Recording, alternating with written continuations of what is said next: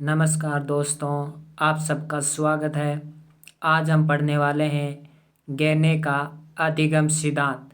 गैने ने अधिगम के सिद्धांत के 8 प्रकार दिए हैं। उन 8 प्रकार हम विस्तार से पढ़ने वाले हैं, बहुत ही विस्तार से पढ़ने वाले हैं।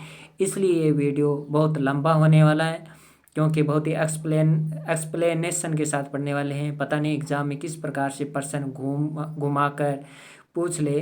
तो शुरू करते हैं। तो बिल्कुल भी हमें एग्ज़ाम में बिल्कुल भी कंफ्यूज नहीं होना है। गैने का अगर कोई भी क्वेश्चन आ जाता है, इसलिए हम बहुत ही विस्तार से पढ़ेंगे। तो शुरू करते हैं। गैने का सिद्धांत, गैने का अधिगम सिद्धांत। गैने ने अधिगम के 8 प्रकार कौन कौन से बताए हैं, सबसे पहले हम ये देख लेते हैं। तो गैने का पहला है संकेत अधिगम,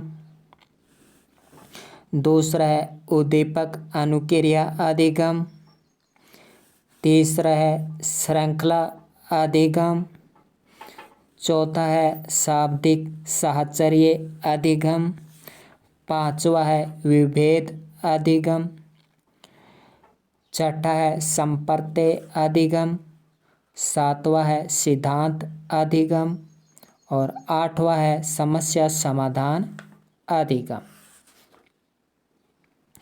सिद्धांत अधिगम को हम नियम अधिगम भी कह सकते हैं। तो शुरू करते हैं। गैने के ये 8 प्रकार। संकेत अधिगम, ये श्रृंखला अधिगम में प्रथम प्रकार है, अर्थात प्रथम नंबर पर संकेत अधिगम आता है। इस प्रक्रिया में केवल संकेत मात्र से ही अधिगम कराया जाता है। जैसे नाम से ये प्रकट हो रहा है कि इसमें संकेत के माध्यम से अधिगम कराया जाता है। ये संकेत अधिगम पावलोव के शास्त्रीय अनुबंधन सिद्धांत पर आधारित है। जो पावलोव ने शास्त्रीय अनुबंधन सिद्धांत दिया था, उस सिद्धांत पर यह संकेत अधिगम आधारित है। जैसे कि घंटी है, वो घंटी कुत्ते के लिए एक संकेत का कार्य कर रही थी कि भोजन आने वाला है। तो उसी प्रकार से ये शास्त्रीय अनुबंधन सिद्धांत पर यह संकेत अधिगम आधारित है। संकेत अधिगम निम्न स्तर का अधिगम है, क्योंकि मान लीजिए अगर घंटी बजना बंद हो जाए तो कुत्ता तो अधिगम कर ही नहीं पाएगा, उसका अनुबंधन हो ही नहीं पाएगा। तो इसलिए प्रकार एक निम्न प्रकार का स्तर है। स्वाभाविक उद्दीपक से स्वाभाविक अनुक्रिया का होना एक स्वाभाविक प्रक्रिया है। ये तो एक स्वाभाविक बात है ना। अगर भोजन दे दिया तो लार तो आएगी, ये तो स्वाभाविक बात है। स्वाभाविक उद्दीपक हो गया भोजन और स्वाभाविक अनुक्रिया हो गई लार आना। तो ये तो स्वाभाविक प्रक्रिया हुई, इसमें कहाँ अधिगम हुआ। इसमें सीखने की कोई बाधा, कोई सीखने की कोई बात ही नहीं होती है ना। इसमें क्या सीखना हुआ। उदाहरण के लिए मिठाई देकर मुंह में पानी आना, तो ये तो कोई अधिगम नहीं हुआ था, एक तो एक प्रकार का संकेत है। इस कारण से इसे निम्न स्तर का माना गया है। आंख की ओर झटके से अंगुली दिखाने से आंखों का बंद हो जाना, इस प्रकार से ये तो एक स्वाभाविक अनुक्रिया है, स्वाभाविक बात है। कोई भी अगर आंख की तरफ अंगुली करेगा तो आंख तो बंद होगी ना, डर जाएगा जा। तो संकेत अधिगम छोटे बच्चों में भाषा सिखाने में बहुत सहायक सिद्ध होता है। अधिगम तो तब होगा जब बच्चा कोई किसी जलती हुई लौ को छुएगा और उसका हाथ जलेगा और वह हाथ जलने पर पीछे हाथ हटा लेगा, तो वो अधिगम हुआ। लेकिन वो आगे उसने जलती हुई देखी और जलती हुई आग को देखकर ही डर गए, तो फिर वो कहाँ अधिगम हुआ। वो तो स्वाभाविक बात है, बच्चे के पास आग जल रही है तो बच्चा तो डर ही जाएगा ना, छोटा है बच्चा। तो बालकों में अच्छी आदतें भी संकेत अधिगम के माध्यम से विकसित की जा सकती है। संकेत अधिगम के माध्यम से अच्छी आदतें कैसे विकसित की जाती है। जैसे बच्चे को ये बता दिया कि मिठाई खाने से, जैसे कि बच्चे को बता दिया कि मिठाई खाने से गला खराब हो जाता है, शुगर हो जाती है, तो बच्चा मतलब वो मिठाई नहीं खाता है, अर्थात संकेत कर दिया ना ना ना ना ना ना ना। तो बच्चा है वो आदत विकसित हो जाए। बच्चा मान लीजिए किसी चलते हुए कुत्ते को पत्थर मार रहा है और पिताजी ने मम्मी ने कह दिया ना ना ना ना ना ना, तो फिर वो पत्थर मारना बंद कर देगा और उसमें अच्छी आदत विकसित हो जाएगी। तो संकेत अधिगम में अच्छी आदत विकसित होती है। ऑप्शन में आ जाएगा कि बालक में संकेत अधिगम से बालक में अच्छी आदतें विकसित होती हैं। तो इस प्रकार से आपको कंप्लीट को एक्सप्लेन करके सीखना पड़ेगा। आगे हम क्या देखते हैं कि संकेत अधिगम में क्या होता है कि जब स्वाभाविक उद्दीपक है वो स्वाभाविक उद्दीपक के साथ अस्वाभाविक उद्दीपन बार बार प्रस्तुत किया जाता है। जब स्वाभाविक, ये पावलोव के सिद्धांत से लिया गया अधिगम है ये संकेत अधिगम, इसलिए इसमें हम पावलोव के सिद्धांत की बात करेंगे ताकि आप संकेत अधिगम को और अच्छे से समझ पाए। तो जब स्वाभाविक उद्दीपक के साथ अस्वाभाविक उद्दीपन बार बार प्रस्तुत करने पर, भोजन के साथ घंटी बार बार बजाने पर एक साथ प्रस्तुत किया जाता है, भोजन भी प्रस्तुत कर दिया और घंटी भी बजाई जा रही है, तो स्वाभाविक उद्दीपक के स्थान पर अस्वाभाविक उद्दीपक ही स्वाभाविक प्रतिक्रिया कराने में सक्षम होती है। अस्वाभाविक उद्दीपक यानी घंटी बजा दी और कुत्ते के मुंह में लार आ गई, यानी कुत्ते ने स्वाभाविक प्रतिक्रिया कर दी। जैसे पावलोव के प्रयोग में घंटी के बजने से कुत्ते के मुंह में लार आ गई। छोटे बच्चों को अक्सर ज्ञान देने में संकेत अधिगम बहुत ही कारगर सिद्ध होता है, यानी छोटे बच्चों को अक्सर का ज्ञान कराने में संकेत अधिगम उपयोगी होता है। तो पहला एक उपयोग हो गया कि संकेत अधिगम से क्या होता है, तो संकेत अधिगम में बुरी आदतें छुड़वाई जा सकती है, अच्छी आदतें विकसित की जा सकती है। एक तो ये महत्व हो गया। नंबर 2 महत्व हो गया अक्सर बोध का ज्ञान करवाने में। अक्सर बोध का ज्ञान करवाने में भी संकेत अधिगम सहायक है। तो आप लिख लीजिए, नंबर 1 बालकों में अच्छी आदतें विकसित करने में संकेत अधिगम सहायक है। नंबर 2 बालकों को अक्सर ज्ञान कराने में संकेत अधिगम सहायता करता है। सहायता कैसे करता है, जैसे कि क अक्षर के पहचान कराने के लिए उसके साथ कबूतर का चित्र लगा दिया। कैसे कबूतर, तो कबूतर के नीचे क लिख दिया, ख के लिए खरगोश का चित्र लगा दिया। इस प्रकार की परिस्थिति समर्थी स्तर के शिक्षण में उत्पन्न की जा सकती है।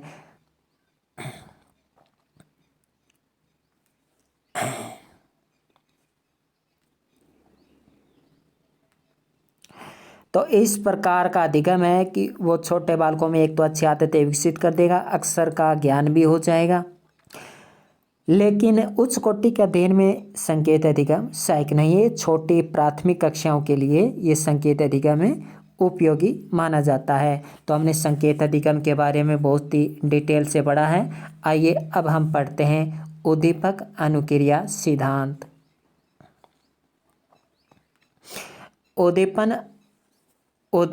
उद्दीपक अनुक्रिया अधिगम गहने के अनुसार ये द्वितीय प्रकार का सीखना है अधिगम है।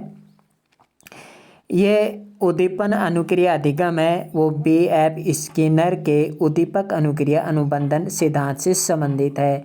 तो ये B.F. स्किनर से लिया गया है। संकेत अधिगम लिया गया पावलोव से, जिसमें हमने कुत्ते का उदाहरण देखा था। तो B.F. स्किनर इसमें उद्दीपन अनुक्रिया सिद्धांत से ये संबंधित है। B.F. स्किनर का ये सिद्धांत है उद्दीपक अनुक्रिया अधिगम। इसी को थोड़ा सा एक्सप्लेन करते हुए गहने ने ये सिद्धांत दिया है, जिसमें अनुक्रिया सतत स्वाभाविक होती है और सक्रियता की शक्ति बढ़ जाती है। इसमें क्या होती है कि जो भी अनुक्रिया होती है, जो भी व्यक्ति अनुक्रिया करता है, बालक अनुक्रिया करता है, तो बालक वो अनुक्रिया है वो स्वाभाविक रूप से करता है ना। और इसमें क्या होता है, उसकी सक्रियता बढ़ जाती है, स्वाभाविक रूप से वो उसमें सक्रियता भी बढ़, क्रियाशीलता भी बढ़ जाती है। सक्रियता का मतलब क्रियाशीलता भी बढ़ जाती है। जब उसे पुनर्बलन मिलता है, कब बढ़ जाती है सक्रियता क्रियाशीलता, जब उसे पुनर्बलन प्रदान किया जाता है, यानी किसी उद्दीपक के प्रति वो अनुक्रिया करता है। अनुक्रिया वो स्वाभाविक होती है और उस स्वाभाविक अनुक्रिया को अगर हम पुनर्बलन प्रदान कर दे तो उसकी क्रियाशीलता अर्थात उसकी सक्रियता भी बढ़ जाती है। तो इस प्रकार से गहने का उद्दीपक अनुक्रिया अधिगम स्किनर के सक्रिय अनुबंधन और थॉर्नडाइक के प्रयत्न-बूल सिद्धांत पर आधारित है। ये थॉर्नडाइक के प्रयत्न-बूल सिद्धांत पर और स्किनर के सक्रिय अनुबंधन अनुक्रिया सिद्धांत पर आधारित है। अधिगम के लिए जो परिस्थितियाँ स्किनर और थॉर्नडाइक ने निर्मित की है, ठीक उसी प्रकार की परिस्थितियाँ गैने ने प्रस्तुत की है। तो दोनों एक ही जैसी परिस्थितियाँ प्रस्तुत की है, इसमें कोई अंतर नहीं है।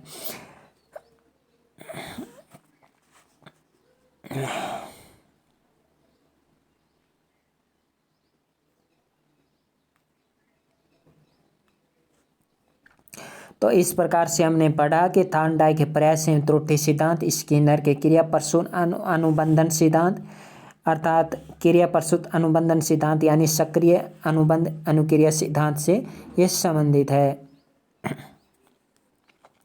गैने के प्रथम प्रकार के संकेत अधिगम के विपरीत इस प्रकार के अधिगम में विशिष्ट उद्दीपक के प्रति अनुक्रिया अपेक्षाकृत निश्चित तथा यथार्थ होती है। जो भी उद्दीपक के प्रति अनुक्रिया की जाती है वो अनुक्रिया निश्चित होती है, यथार्थ होती है। जैसे हम उदाहरण देख लेते हैं कि अपने गले में बंधा पट्टा और जंजीर के स्वामी के द्वारा दिए जाने वाले विशिष्ट झटकों के प्रति कुत्ता विशिष्ट अनुक्रिया करता है।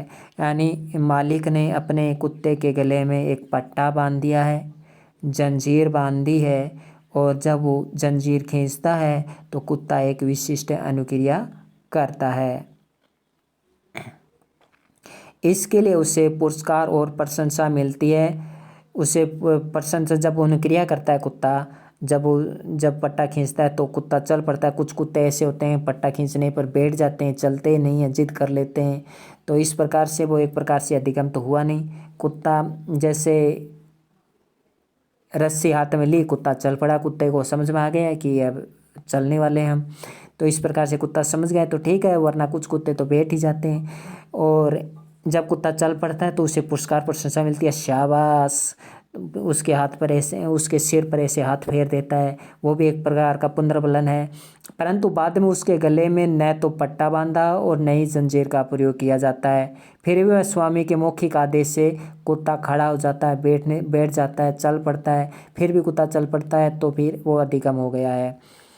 तो कहने का मतलब है कि कुत्ते के गले में जंजीर बांधी, जैसे मालिक ने खींची, कुत्ते ने अनुक्रिया की, फिर उसे पुनर्बलन प्रदान भी किया, उसके सिर पर ऐसे हाथ भी फेरा। फिर इसके बाद क्या हुआ कि नई जंजीर बांधी, नई पट्टा बांधा। फिर भी उसके मालिक ने कहा कि खड़े हो जाओ, बैठ जाओ, चल पड़ो, तो वो अनुक्रिया करने लगा। तो इस प्रकार से ये अनुक्रिया कैसी हुई? ये अनुक्रिया यथार्थ हुई, निश्चित अनुक्रिया हुई। एक निश्चित अनुक्रिया की कुत्ते ने, एक यथार्थ यानी वास्तविक रूप से अनुक्रिया कुत्ते ने की है। इस प्रकार से सही अनुक्रिया से नवीन व्यवहार सीखने से उसे आगे के लिए पुनर्बलन मिलता है। फिर कुत्ता नवीन व्यवहार करना सीखता है। जैसे जैसे उसे पुनर्बलन प्रदान किया जाता है, उसके मालिक उसे आदेश देता है, नए नए व्यवहार सीखता है। तो इस प्रकार से ये हुआ उद्दीपन अनुक्रिया सिद्धांत।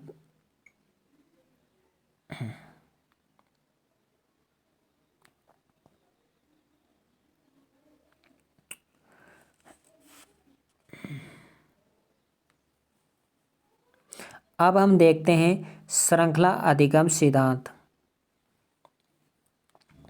नंबर 3 है श्रृंखला अधिगम सिद्धांत।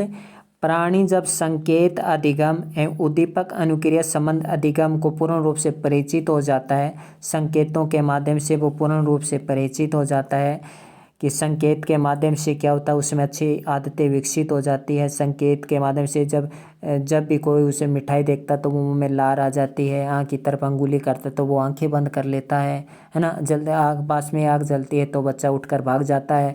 तो इस प्रकार से संकेत अधिगम हो गया।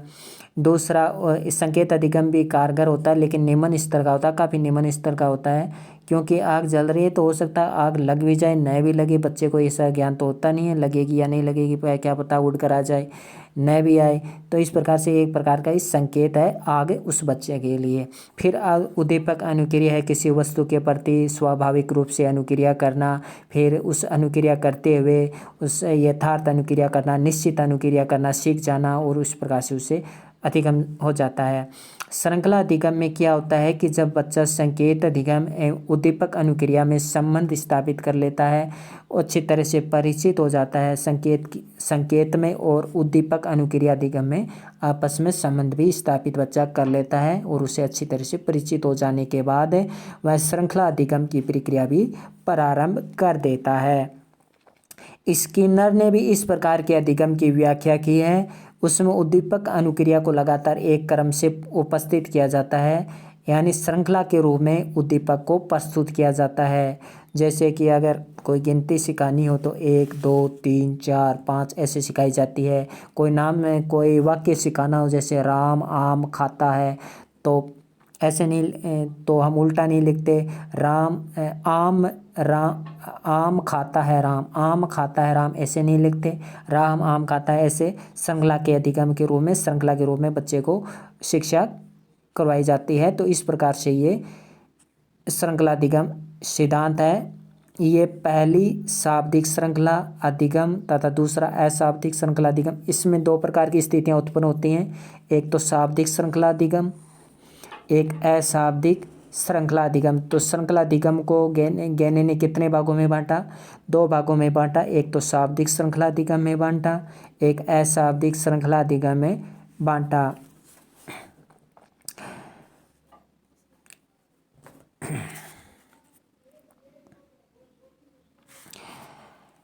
तो गैने के द्वारा ये श्रृंखला अधिगम का तीसरा प्रकार हुआ।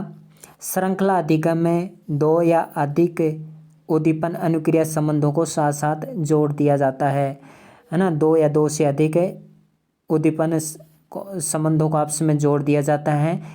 इस प्रकार के अधिगम में व्यक्तिक संबंधों को क्रमानुसार संबंधित किया जाता है। जो व्यक्तिक संबंध है उनको क्रमानुसार एक दूसरे से संबंधित किया जाता है। जो भी व्यक्तिक व्यवहारिक क्रियाएं करता है उनका आपस में संबंध श्रृंखला रूप में स्थापित किया जाता है।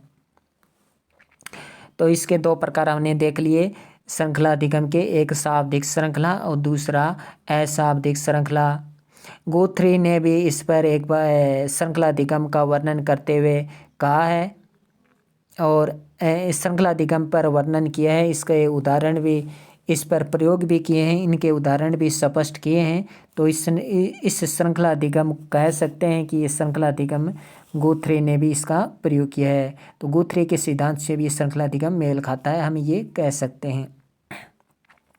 आइए श्रृंखला अधिगम को समझते हैं, एक उदाहरण के माध्यम से समझते हैं। एक बालक जिसने दरवाज़ा खोलने की श्रृंखला को नहीं सीखा। उद्दीपन अनुक्रिया संबंध दरवाज़ा खोलने की क्रिया को स्पष्ट करते हैं। तो दरवाज़ा वो कैसे खोलेगा, आइए देखें। हाथ में चाबी है, ताले को देखना, ताले को देख रहा है।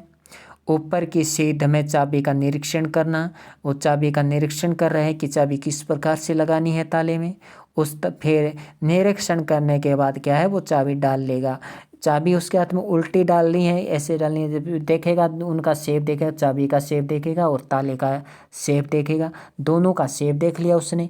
तो इस प्रकार से छोटा सा उसने निरीक्षण कर लिया है। अब उस चाबी को ताले में डालेगा। जब तक वह पूर्ण रूप से अंदर न पहुंच जाए, पूरी पूरी डालेगा, आधी नहीं डालेगा। तो पूरी पूरी चाबी ताले में डाल देगा। इस चाबी को दूसरी ओर घुमाना, फिर वो घुमाएगा जब तक कि यह दूसरी तरफ पहुंच ना जाए और ताला खुल ना जाए। तो वह सही अनुक्रिया करेगा। एक बार तो वो चाबी गलत भी घुमाएगा, है ना, ताला बंद करने की तरफ घुमाएगा। फिर ताला खुलने की तरफ भी वो एक तरफ चाबी घुमाएगा, फिर ताला खुल जाएगा। तो फिर इस प्रकार से उसने एक श्रृंखलापूर्वक काम किया है। पहले तो उसने हाथ में चाबी ली अपने, फिर उसने सिर्फ सीधे ही ताले में चाबी नहीं डाली, उसने ताले को देखा, चाबी के शेप को देखा, ताले के शेप को देखा। फिर उसने पूरी की पूरी चाबी डाल दी, फिर उसने घुमाया। तो इस प्रकार से चाहे वो ताला है वो खुल गया। तो इस प्रकार से उसने क्या, श्रृंखला अधिगम किया। इस संबंध में ध्यान देने योग्य बात यह है कि जब तक व्यक्ति श्रृंखला को पूर्ण रूप से नहीं सीख जाता तब तक वह पूर्ण नहीं हो सकता। मान लीजिए अगर वो शेप नहीं देखता तो वो उल्टी डाल देता, चाबी उल्टी डाल देता ताले में, फिर वो घुमाता, ताला खुलता नहीं हो। फिर उससे क्या होता कि चाबी भी टेढ़ी हो जाती और हो सकता है ताले में वो चाबी टूट जाती। फिर ताले को भी तोड़ना पड़ता, ताले का भी नुकसान हो जाता। तो जब तक किसी व्यक्ति को श्रृंखलापूर्वक सीख नहीं जाता तब तक वह उस कार्य को कर नहीं सकता। नुकसान ही नुकसान है फिर उसमें ना। और उसके लिए अच्छी बात भी नहीं है। तो जब तक वह पूर्ण रूप से सीख नहीं जाता तो एक प्रकार की क्रमबद्ध प्रक्रिया है। ये स्थिति तब आती है जब व्यक्ति संकेत अधिगम और उद्दीपन अनुक्रिया अधिगम दोनों से परिचित हो जाता है। वह संकेत और उद्दीपन अनुक्रिया में उद्दीपन क्या होता, ताला हुआ और बच्चा वो ताले के प्रति अनुक्रिया कर रहा है। संकेत के बाद संकेत उसका वो शेप हो गया कि चाबी का शेप ऐसा है, ताले का शेप ऐसा है, तो संकेत को भी समझा, फिर उद्दीपन अनुक्रिया को भी समझा। दोनों से परिचित होने के बाद वो श्रृंखला अधिगम भी कर पाया। तो बिना संकेत अधिगम किए, बिना उद्दीपन अनुक्रिया अधिगम किए श्रृंखला अधिगम नहीं सीख सकते, जैसा कि हमने इस ताले और चाबी के उदाहरण से देखा।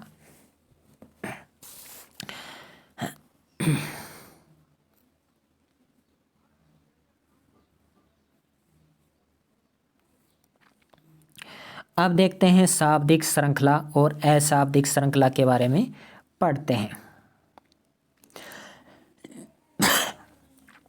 अधिगम में अध्यापक शाब्दिक श्रृंखला के अंतर्गत देखते हैं कि वर्बल चेन लर्निंग, शाब्दिक श्रृंखला वर्बल चेन लर्निंग, चेन का मतलब है श्रृंखला, तो वर्बल चेन लर्निंग शाब्दिक श्रृंखला। अधिगम में अध्यापक विषय वस्तु को एक क्रम में प्रस्तुत करता है जिससे अधिगम के स्थानांतरण में सुगमता होती है। शाब्दिक श्रृंखला के अंतर्गत क्या होता है कि अध्यापक विषय वस्तु को एक क्रम रूप में प्रस्तुत करता है ताकि जो भी अधिगम क्रम रूप में बालक ने सीखा है उसका दूसरी परिस्थितियों में भी स्थानांतरण ट्रांसफर किया जा सके। दूसरा है अशाब्दिक श्रृंखला, नॉन वर्बल चेन लर्निंग। अधिगम हेतु चित्रों या अन्य दृश्य साधनों को क्रमानुसार प्रस्तुत करना। इसमें अशाब्दिक श्रृंखला में क्या होता है कि किसी विषय वस्तु को प्रस्तुत न करके उसकी जगह चित्रों या अन्य दृश्य साधनों को क्रमानुसार प्रस्तुत किया जाता है।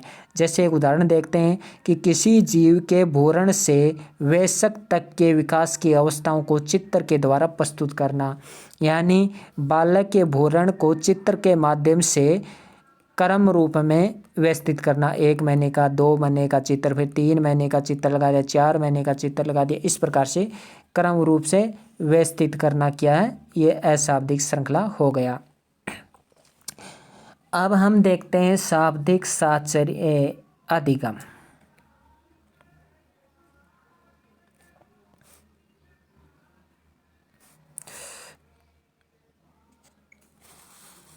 शाब्दिक साहचर्य अधिगम गहने के वर्णित, ये चौथा प्रकार हो गया। अधिगम परिस्थिति का ये प्रकार श्रृंखला अधिगम का ही एक प्रकार है। ये भी शाब्दिक साहचर्य अधिगम है, ये श्रृंखला अधिगम का ही एक प्रकार है। तो पूछा जा सकता है कि शाब्दिक साहचर्य अधिगम किस एक अधिगम श्रृंखला का प्रकार है। उद्दीपन अनुक्रिया अधिगम, श्रृंखला अधिगम, विभेद अधिगम, इस प्रकार से पूछा जा सकता है। तो उसका उत्तर हो जाएगा श्रृंखला अधिगम का ही एक प्रकार है। तो शाब्दिक साहचर्य अधिगम श्रृंखला अधिगम का ही एक प्रकार है। जब यह श्रृंखला शारीरिक क्रियाओं, यांत्रिक क्रियाओं अथवा अशाब्दिक रूप में प्रस्तुत की जाती है। जब ये शाब्दिक साहचर्य अधिगम की ये श्रृंखला शारीरिक क्रियाओं द्वारा, यांत्रिक क्रियाओं द्वारा अशाब्दिक रूप में प्रस्तुत होती है तो उन्हें अशाब्दिक श्रृंखला अधिगम कहते हैं।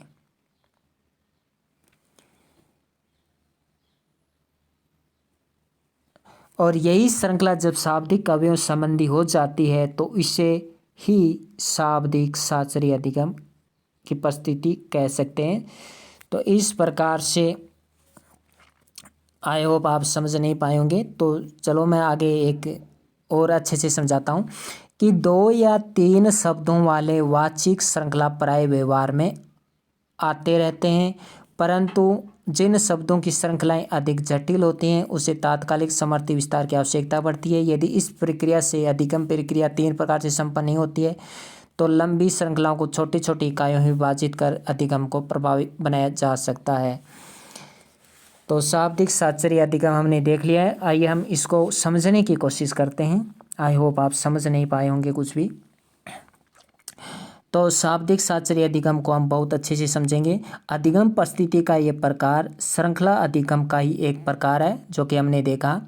इस प्रकार के अधिगम में शाब्दिक अनुक्रिया क्रम की व्यवस्था की जाती है।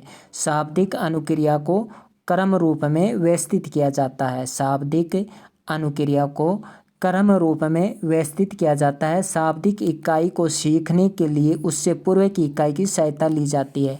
शाब्दिक इकाई को सीखने के लिए श्रृंखला अधिगम की भी सहायता ली जाती है।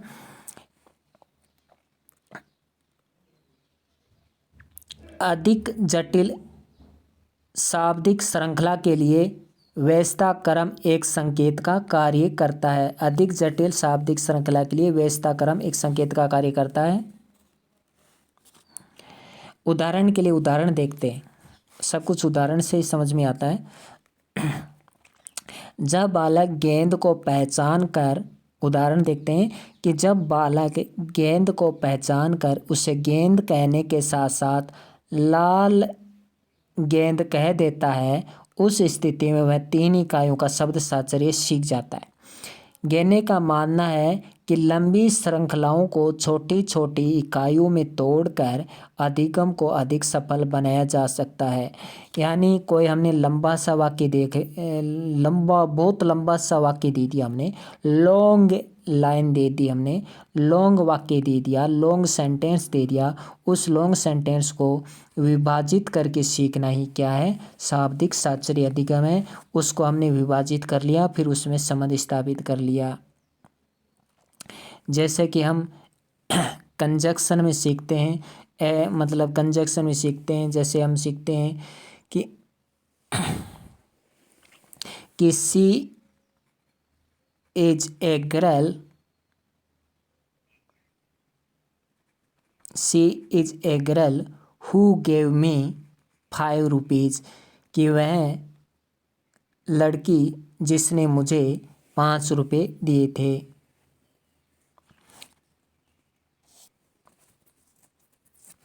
तो इस प्रकार हमने हु का संबंध स्थापित किया, पिछले सेंटेंस से आगे का संबंध स्थापित किया।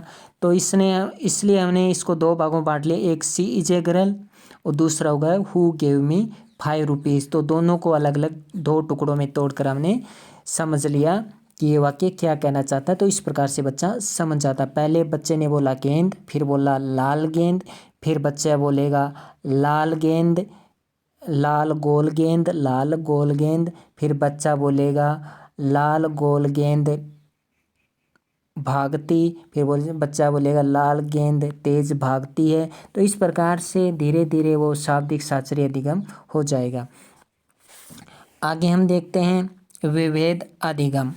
विभेद अधिगम की प्रक्रिया के लिए वाचिक और अवाचिक श्रृंखला अधिगम पूर्वक ज्ञान का काम करते हैं। तो विभेद अधिगम, इस अधिगम प्रक्रिया के लिए, विभेद अधिगम प्रक्रिया के लिए वाचिक तथा अवाचिक श्रृंखला अधिगम पूर्व ज्ञान का काम करते हैं। इस प्रकार के अधिगम में उच्च स्तरीय मानसिक प्रक्रिया सम्मिलित होती है। यानी विभेद अधिगम के लिए उच्च स्तरीय मानसिक प्रक्रिया काम में ली जाती है, क्योंकि विभेद करना कोई आसान काम थोड़ी होता है। विभेद अधिगम के अंतर्गत किसी विशेष परिस्थिति पर प्राप्त विभिन्न उत्तेजकों को पहचान कर, यानी कोई विशेष परिस्थितियां आ गई हैं बालक के सामने, व्यक्ति के सामने, उन विशेष परिस्थितियों में विभिन्न उत्तेजक उसके सामने आ गए हैं। अब उसके सामने विभिन्न कोई विशेष परिस्थिति तो आ गई है। अब विशेष परिस्थिति आ गई है तो क्या उसके पास एक ही उत्तेजक होगा?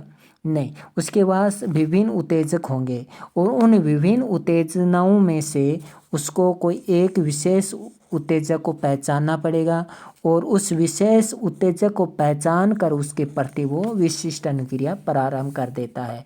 अचानक से कोई विशेष परिस्थिति आ गई, उसके पास अनेक उत्तेजनाएं हैं, उन उत्तेजनाओं में से वह सही उत्तेजना को चुनेगा, सही उत्तेजना चुनकर वह उस उत्तेजना के प्रति विशिष्ट अनुक्रिया करता है। इसमें शिक्षक छात्रों में ऐसी अक्षमता उत्पन्न करने का प्रयास करता है जिससे कि वह 2 श्रृंखलाओं का विभेद कर सके।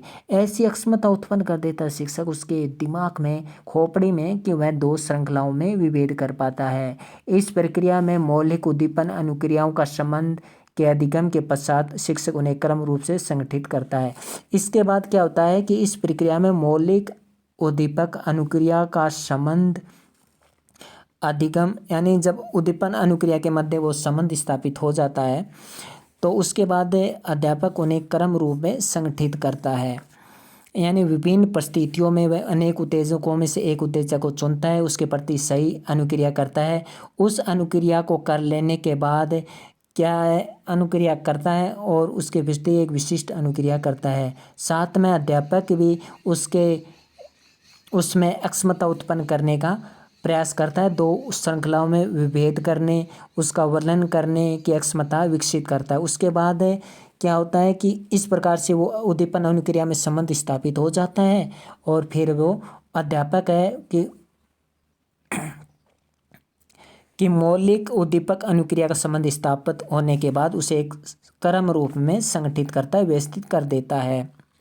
ये श्रृंखला के क्रम अगले श्रृंखला अधिगम के लिए आधार बनते हैं। जब नई परिस्थिति आती है तो फिर से नए उत्तेजक प्रस्तुत होते हैं, फिर से नई वो विशिष्ट अनुक्रिया करता है, तो फिर अगले इस प्रकार से अगले श्रृंखला अधिगम में भी वह इस प्रकार का आधार बनता है।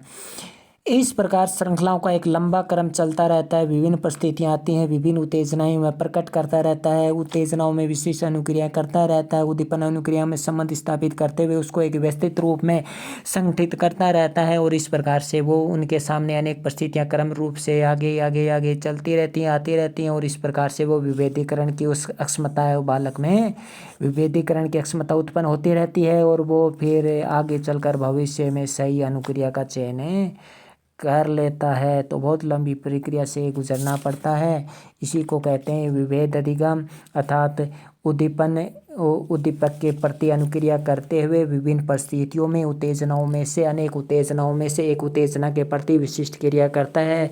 अध्यापक भी उन्हें विभिन्न अक्षमताएं उत्पन्न करने के लिए प्रोत्साहित करता है, दो विभेदकों में अंतर करने के लिए वह प्रोत्साहित करता है और उसे व्यवस्थित रूप में संगठित करता है और बालक के सामने इस प्रकार से भविष्य में क्रियाएं होती रहती हैं। वह विभेदकों में अंतर करना सीख जाता है और आखिर में क्या होता है कि वह अधिगम करता है, अर्थात बालक है वो सही अनुक्रिया के प्रति चयन करना सीख जाता है। तो ये है विभेदी अधिगम।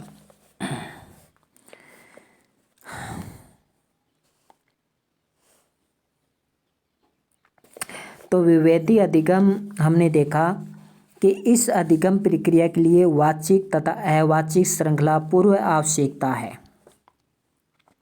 जो वाचिक श्रृंखला है अर्थात वर्बल है, नॉन वर्बल श्रृंखला है, वो एक पूर्व आवश्यकता है। यानी विभेदी अधिगम के लिए हमें वाचिक और अवाचिक है वो अक्षमता प्राप्त होनी चाहिए हैं। वाचिक अवाचिक ये अक्षमता हमें प्राप्त होनी चाहिए। वर्बल नॉन वर्बल के बारे में जानकारी होनी चाहिए, तभी तो वो विभेदी अधिगम सक्षम हो पाएगा। तो इसमें दो श्रृंखलाओं में विभेदीकरण की अक्षमताओं का विकास किया जाता है। दो श्रृंखलाओं में कोई जरूरी नहीं दो श्रृंखला में हो, अधिक श्रृंखलाओं में भी हो सकता है, जैसा कि हमने देखा। और इस स्तर पर विद्यार्थी में विभिन्न उद्दीपकों के प्रति भिन्न भिन्न अनुक्रियाएं करता है, जैसा कि हमने देखा कि भिन्न भिन्न क्रिया करते हुए विभिन्न प्रतिक्रियाओं में से सही प्रतिक्रिया के प्रति वो क्रिया करता है, उसका फिर चयन करता है। आइए अब हम देखते हैं नंबर 6 प्रत्यय अधिगम। इस प्रत्यय अधिगम को संप्रत्यय अधिगम भी कह देते हैं, एक ही बात है। तो संप्रत्यय अधिगम ये छठा प्रकार। इस प्रकार में क्या होता है कि इस अधिगम परिस्थिति के लिए विभेदीकरण का ज्ञान पूर्ण होना आवश्यक है। संप्रत्यय अधिगम के लिए विभेदीकरण का ज्ञान जरूरी है। अगर वह विभिन्न उत्तेजकों को पहचान कर एक विशिष्ट उत्तेजना के प्रति अगर सही अनुक्रिया करना सीख लेता है, अधिगम करता अनुक्रिया का सही चयन करना सीख लेता है और वह जब सही चयन करना सीखेगा, सही प्रतिक्रिया करेगा, तभी वो संप्रत्यय अधिगम उसमें विकसित हो पाएगा। जब छात्र किसी वस्तु घटना या व्यक्ति के वर्ग या समूह को एक नामकरण के रूप में अधिगम करता है तो वह प्रत्यय अधिगम है।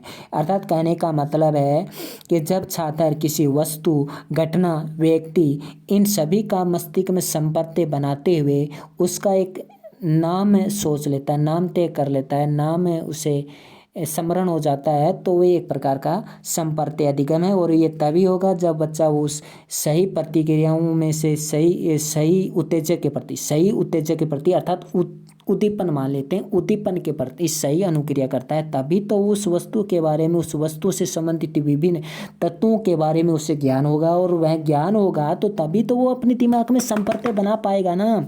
तो संप्रत्यय बना पाएगा, फिर उसका एक नामकरण भी कर देगा। ये हुआ संप्रत्यय अधिगम। सातवां है सिद्धांत अधिगम। संप्रत्यय अधिगम सिद्धांत अधिगम हेतु पूर्ण ज्ञान का कार्य करता है। संप्रत्यय अधिगम सिद्धांत अधिगम हेतु पूर्ण ज्ञान का कार्य करता है, क्योंकि उसने संप्रत्यय बना लिया है, विभिन्न वस्तुओं, घटनाओं, व्यक्तियों के एक नामकरण कर दिया है, उसका अधिगम कर लिया है। तो इस प्रकार से यदि छात्रों को संप्रत्ययों का पूर्ण ज्ञान है तब शिक्षक छात्रों के समक्ष दो या दो से अधिक संप्रत्ययों के सहयोग से निर्मित सिद्धांत की परिस्थितियां उत्पन्न करता है। दो या दो से अधिक संप्रत्यय वो बालक के सामने प्रस्तुत कर देगा, कुछ ऐसी परिस्थितियां उत्पन्न करेगा कि बालक उन संप्रत्ययों को अपने दिमाग में धारण करते हुए उस अधिगम के प्रति व्याख्या कर सके, उस अधिगम के बारे में उस सिद्धांत के बारे में अधिगम कर सके, उस सिद्धांत की अवधारणा को विकसित कर सके। ऐसी परिस्थितियां हैं वो संप्रत्यय के माध्यम से अध्यापक कोशिश करेगा कि छात्र स्वयं सिद्धांत बनाने की कोशिश करें। इसमें छात्र के व्यवहार को इस प्रकार नियंत्रित किया जाता है कि वह सिद्धांत को वाचिक रूप से कह सके और व्यवहार में उतार सके। उदाहरण के लिए गोलाकार पदार्थ लुढ़कते हैं। ये सिद्धांत दो संप्रत्ययों की परस्पर संबंधित श्रृंखला प्रस्तुत करते हैं। श्रृंखला यानी संप्रत्यय उसके दिमाग में बन जाएगा कि दो गोलाकार पदार्थ जब लुढ़केंगे तो क्या होगा। पहला संप्रत्यय गोलाकार वस्तु और दूसरा संप्रत्यय है लुढ़कना। लुढ़कती हुई चीज़ उसके दिमाग में बन गई है कि लुढ़क रही है। किसी चीज़ को प्रत्यक्ष रूप से देखना कोई ज़रूरी नहीं है, हम दिमाग में भी किसी चीज़ को लुढ़का सकते हैं। कैसे लुढ़का सकते हैं?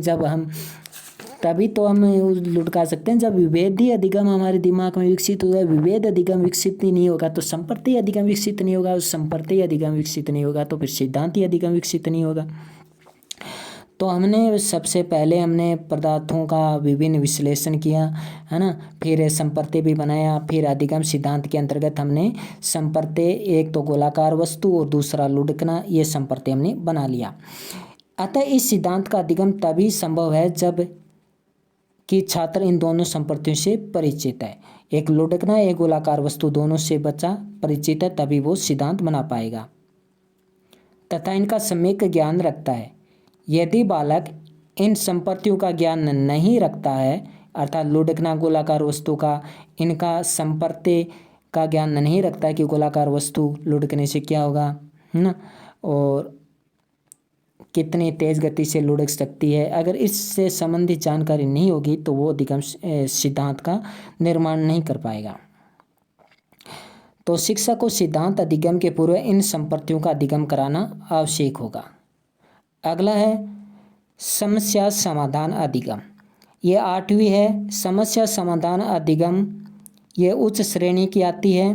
इसमें सर्वोच्च स्तर पर समस्या का समाधान आता है। समस्या समाधान किसी समस्या को हल करने, नई प्रक्रिया को सुलझाने एवं ज्ञान परिस्थितियों के आधार पर परिणामों का पूर्व अनुमान लगाकर कार्य करने से संबंधित है। गैने का मानना है कि संप्रत्यय सिद्धांत अधिगम की अक्षमता की उपलब्धि के बिना समस्या समाधान का अधिगम संभव नहीं है। तो इस प्रकार से हमने समस्या अधिगम सिद्धांत देखा। कहने का मानना है कि संप्रत्यय सिद्धांत अधिगम की अक्षमता की उपलब्धि के बिना समस्या समाधान का अधिगम संभव नहीं है। तो इस प्रकार से हमने गैने का ये सिद्धांत देख लिया है विस्तार से। आई होप आपको अच्छा लगा होगा।